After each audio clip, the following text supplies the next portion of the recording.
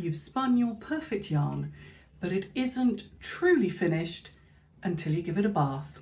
In this video, I'm going to be talking about how to wet finish your hand spun yarn, why you should finish it, and what's the difference between thwacking and snapping.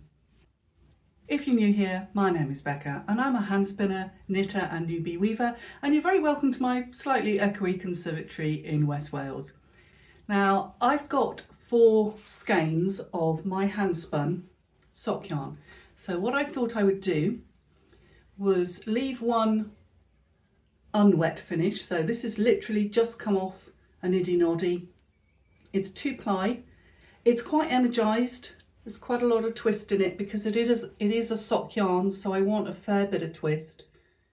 And it was spun semi-worsted, I think we want to call it, meaning that it was a woolen preparation, but I spun it in a worsted style.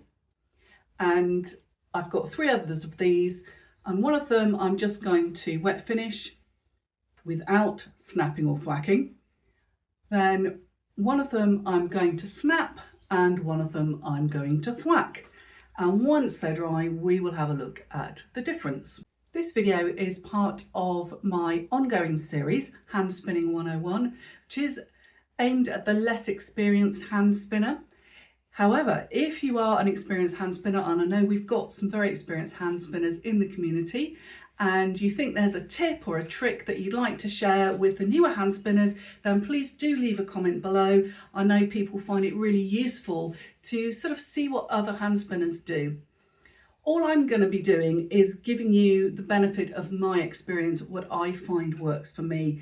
And with any of these things, I think it's really important that you actually do your own experiments and find the method that you really like and that suits the type of fibre that you spin.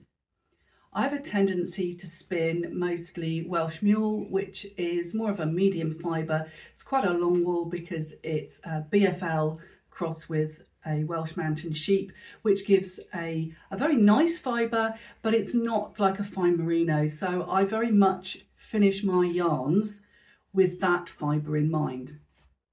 I'm talking about wet finishing, and there are 2 types of finishing that people will talk about, and one of them is steam finishing.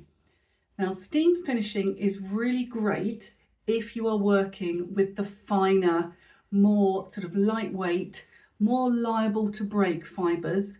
So that could be your really fine merino, something like an Angora, or if you're working with art yarns that have got lots and lots of inclusions. And so if you are working with a fibre or a yarn like that, then steam finishing might well be something that you want to do. I'm not going to cover steam finishing in this video. I will make a separate video about that. So why do we finish our yarns? So the main reason that we finish the yarn is to create what we call a bloom. And this is particularly if we are spinning for knitting. And also if you are spinning 2-ply. If you are spinning a single, then you are still wet finishing, but you're actually going to do what's called fulling. So that's almost a semi-felting process. And there is a video on the channel which I think is called Spinning to Weave, something like that. I will leave it linked below, and I show you how to actually finish a single, which is quite different from finishing a 2-ply. So my method of finishing a 2-ply is I give my yarn a bit of wash. Now, some people like a no rinse wool wash, and there are quite a few on the market. If you are somebody that uses one of those products, could you just put a name of a product that you like in the comments? I don't use them, so I really don't have any experience of them, so I can't recommend one.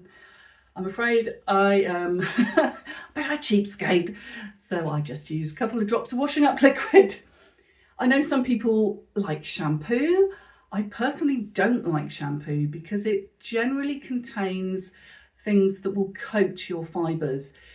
If something like these brands that give you silky hair, They've actually got sort of like silicates and silicones in them, which give your hair a coating. So if you use those, you're actually coating your fibre with something that is not going to make it nice and fluffy for knitting. So I would probably personally avoid shampoo. If it's a baby shampoo, possibly, because I don't think they contain those additives. And another thing that somebody asked me was, do I use fabric conditioner? I don't. Personal preference. I think if you like the smell of fabric conditioner, go for it. I'm not going to tell you not to do it. I just personally don't. So after I've given my skeins a very gentle wash, and it's very warm water, and it literally is just to get rid of any sort of any grease that might be in there. If I'm sort of working with something that was a raw fleece and I've prepared it, then maybe I've not cleaned the fleece quite as well as maybe the mill has, if you're working with mill prepared fibre. But just a little wash, little rinse, and then very gentle, like you would wash your woolly jumper. Then I take it out, change the water, and then let those skeins soak. Now, how long should you soak your yarn for? I think it depends on the fibre, which I think is probably the answer that you get in lots of hand spinning. If you're using something that's fine, probably slightly less time. If you're using something that you've maybe put a lot of twist into and maybe is more on the medium side, maybe a little bit longer. My preference is for between 20 minutes and half an hour. And I know that is longer than a lot of people will say. A lot of people will say between 10 minutes and 20 minutes. I personally find that somewhere between 20 minutes and half an hour is about perfect for what I want. And maybe it's because of the type of fibres I'm spinning. I think that's probably true. So what is happening when we're soaking our yarns? Basically, when we've been spinning, all those fibres are under compression and they've got tension in them because we've put twist in them. So what you are doing is you're kind of letting them relax. They're having a nice warm bath and they're just having a bit of a relax. And the twist, particularly from the ply, then starts to distribute more evenly across the whole skein. And it's going to depend again on how much twist you've put in there. But if you give it a slightly longer soak, then it's going to give more of a chance for that twist to just distribute. I look like I'm playing an accordion, sorry. Yes, anyway, I digress. So yes, so it's going to give it a little bit longer just to kind of go out along the skein. So the other thing we're going to talk about is thacking and snapping. So what do I mean by that? When you finish your yarns, you could just take them straight out of the soak, put them to dry. However, I personally think you get a better result if you snap them. So a little bit earlier today, out in the garden in the sunshine, I did a bit of thacking and a bit of snapping.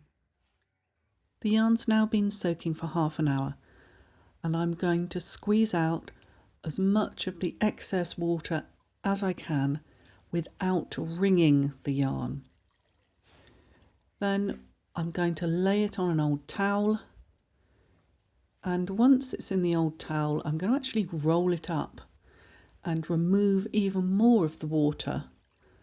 And again, I'm not wringing it, I'm just squeezing it out. You don't want to start wringing your yarn. You wouldn't wring out a woolly jumper, so don't wring your yarn out. You want it to stay soft and fluffy. So this really is the best way, I think, to get your yarn as dry as possible before we go on to the next stage. I'm going to give this first skein 4 snaps, and I just move my hands around so it's been snapped at different parts of the skein. The next one I'm going to thwack, and it's very simple. Just bash it against the table. And I'm going to do that 4 times. So my skeins are now hanging up to dry, and I haven't weighted them, and I don't weight them. You won't solve over twist with weights. So I have this skein, I haven't done anything to it, literally it's just come off the niddy noddy, I haven't even washed it. So what we're going to do, when those skeins that are outside drying are dry, I will compare them and we'll have a little look and see the difference and just see how much bloom we've got and how the twist has distributed evenly or not between the different skeins. These have been drying for a while, and I'll just step back and have a look at them and see if you can work out which one is which. So this one we just soaked, didn't thwack, didn't snap. This is the snapped one, and this is the thwacked one. So here we have our 4 samples. This one, we didn't wash it. You can see it's still quite compressed and it's a bit twisty. This is washed, but not snapped or thwacked. And it has bloomed, but not as much as the other 2. This is the one that we thwacked, and that's bloomed quite nicely, but it's still a little bit twisty. And then this is the one that we snapped, and it has bloomed really well. And majority of the twist has come out of it. I mean, there's still a little bit in there, but it, as I said, it has been spun with lots of energy because it is a sock yarn. I hope you found that useful. If you've got any questions, put them in the comments below. I will also be writing a blog post to go with this and just a kind of little roundup in the newsletter. If you are not a member of the newsletter, then there is a link in the description, and as a thank you for signing up, you will also get a copy of my little form for how to carry out a breed study. So I really think there's only one thing left for me to say. So until next time, may your needles be swift and your yarns be soft.